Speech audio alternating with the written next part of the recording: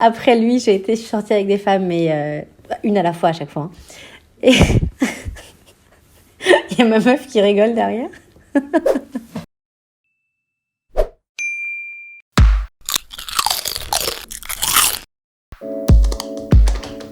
Je m'appelle Lisa Raduzinski, je suis comédienne, humoriste. Et en ce moment, je joue pour personne, concrètement. Ah, sinon, pour de vrai, j'ai une vraie idée de second métier, c'est consultante Marie Kondo. D'ailleurs, si tu veux, je vois que c'est pas hyper clean derrière toi, là. Je peux te faire un petit consulting. Il s'appelait Julien et j'avais 20 ans quand on s'est rencontrés. On avait tous les deux 20 ans quand on s'est connus. On s'est rencontrés à la fac. Lui, j'avais bien vu depuis assez longtemps qu'il me kiffait, mais moi, aucun rapport. Alors pour la petite histoire, lui, il est non-voyant. Donc moi, je m'étais aussi dit, mais pas du tout, je vais pas sortir avec un mec aveugle. Puis en plus, il me plaît pas. Et en fait, il se trouve qu'il était brillant et c'était un des premiers de la promo. Et on s'est mis à échanger par rapport aux cours. Et au moment des partiels, on s'est appelé au téléphone, il n'y avait plus de handicap, etc. Et je sais pas, j'ai été charmée par sa voix, j'ai été charmée par sa manière par son intelligence. J'ai eu d'un coup des sentiments qui se sont révélés en fait. Et je me suis rendu compte que je me voilais la face, ce qui est marrant parce qu'au final c'est lui qui était aveugle et c'est moi qui voyais pas. Et en fait, son handicap que je mettais comme une barrière, c'est devenu un critère physique, quoi. Il aurait pu être blond, brun, bon, en l'occurrence, il était non-voyant, voilà, fin de l'histoire, en fait. Et je me suis rendu compte que, en fait, ça faisait bien longtemps que j'avais craqué sur lui. En fait, moi, j'étais un petit peu frigide des sentiments. Je savais pas trop dire les choses, exprimer les choses. C'était la première fois que j'avais une relation vraiment sérieuse avec un mec. Et je crois qu'un jour, je devais partir en vacances, ou lui devait partir en vacances, je sais plus. Et là, il m'a dit de manière très mignonne, tu vas me manquer. Et moi, je l'ai regardé et je lui ai dit, faut pas.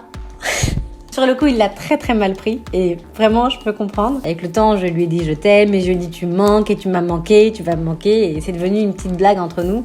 Et quand on se disait ça, il me répondait avec joie, non, faut pas. Donc c'était marrant.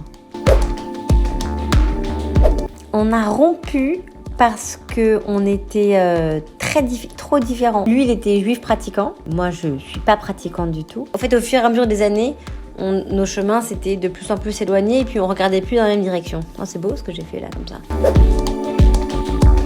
Il se reposait un peu trop sur moi. Enfin, ça n'a pas duré longtemps, mais je veux dire, sous prétexte qu'il était non-voyant, il fallait que ce soit moi qui aille le chercher en voiture, moi qui réserve un restaurant sur Internet ou qui fasse quelque chose. Il fallait que ce soit donnant, quoi. C'est pas une question où je veux que ce soit l'homme et nous qui me protège. Ça n'a rien à voir, d'autant qu'aujourd'hui je suis avec des femmes, donc, je suis avec une femme, pas avec plusieurs.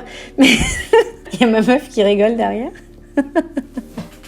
Mais c'est juste que j'avais besoin que la personne avec qui je suis soit là pour moi aussi, en fait. Ce qui a été particulier dans cette relation, c'était que c'est pas commun de sortir avec quelqu'un de non-voyant. Et donc, certaines fois, les gens nous regardaient, ou plus moi.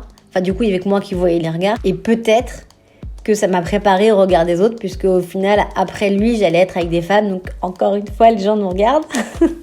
Peut-être que ça m'a préparé à ça, en fait, au regard des autres, au regard pas forcément méchant, mais au regard de... quand t'es pas blanc, hétérosexuel, avec tes 5 sens, et avec une taille normale, et de préférence athée ou chrétien, t'es un peu différent. Au début, c'était un peu bizarre d'être regardée, mais finalement, je me suis dit... tu t'habitues, en fait, et tu t'en fous.